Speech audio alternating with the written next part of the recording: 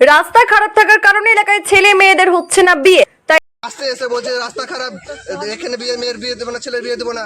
রাস্তা খারাপ থাকার কারণে এলাকায় ছেলে মেয়েদের হচ্ছে না বিয়ে, তাই রাস্তার দাবিতে বিক্ষোভে ফেটে পড়ল স্থানীয়রা। এবং স্থানীয়রা বলেন, যদি এই রাস্তা না হয় তাহলে ২৬শে নির্বাচনে ভোট বয়কট করতে বাধ্য হব। ঘটনা মুর্শিদাবাদ জেলার জিয়াগঞ্জ থানার অন্তর্গত বাহাদুরপুর অঞ্চলের সন্ন্যাসী তালা এলাকায়। জানা যায়, দীর্ঘ কয়েক বছর ধরে রাস্তা বেহাল অবস্থায় পড়ে রয়েছে। মেম্বার প্রধানকে জানিয়েও কোনো সুরাহা হয়নি।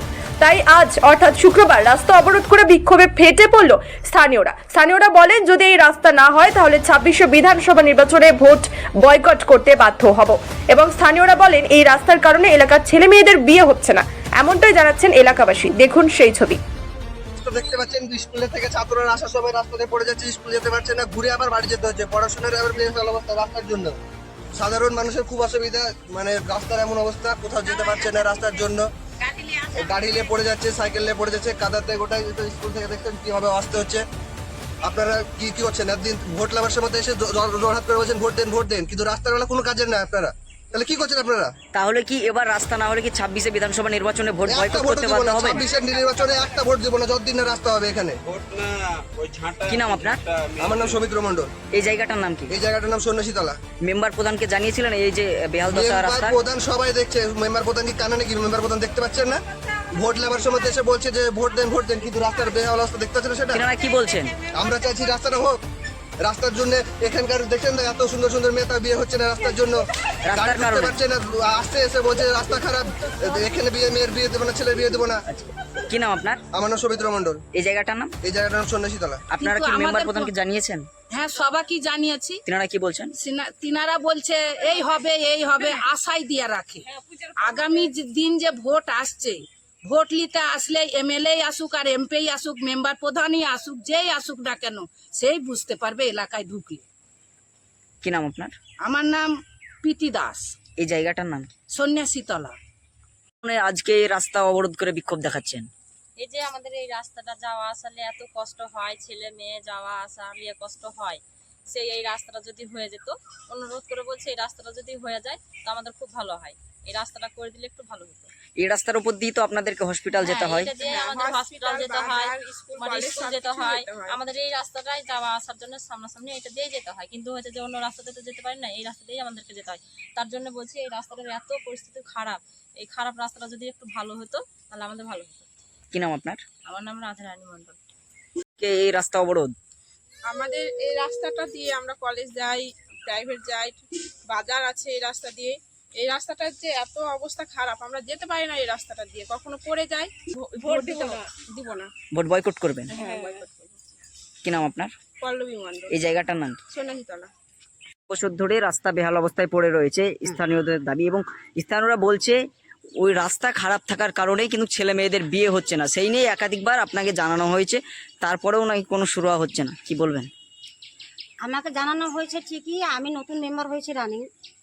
তো সত্যি কথা বলতে হচ্ছে যে আমাদের দেশের যে হাল অবস্থা বুঝতে পারছেন, আমরা যে রাজ্যে বসবাস করছি সে রাজ্যে যে কাজ হচ্ছে সেটা সবাই দেখতে পাচ্ছে, কি পরিস্থিতিতে কাজ হচ্ছে। ওরা মুখে বলছে যে বাংলার উন্নয়ন হচ্ছে, কিন্তু উন্নয়ন বলতে আমি দেখতে পাচ্ছি যে আমি মেম্বার হওয়ার পর 2 বছর থেকে আমার এলাকায় কোনো কাজই এখন পর্যন্ত হয়নি। আমার এখানে যে পলাশবাড়ি ঘাট থেকে আস্থা নার্সিংহোম পর্যন্ত যে রাস্তাটা, সন্ন্যাসীতলা থেকে রাস্তাটা যে এত পর্যন্ত খারাপ, মনে হচ্ছে ধান লাগানো জমি ক্ষেত যাকে বলা হয়। তাহলে এই গ্রামে ধরেন ছেলে মেয়েদের বিয়ে দিতে তো অসুবিধায় পড়বেই মানুষ, আমাদের মানুষের চলাফেরা করতেই তো অসুবিধা হচ্ছে। তাহলে রাস্তা যেরকম প্রয়োজন আছে, মানুষের সুরক্ষাও প্রয়োজন আছে, তাহলে রাস্তাঘাট যদি ভালো না থাকে মানুষ চলাচল করবে কী করে? তাহলে আমি চাই এই পশ্চিমবাংলার বাসী প্রত্যেক জায়গাতে কিন্তু রাস্তা এরকম বেহাল দশা আছে।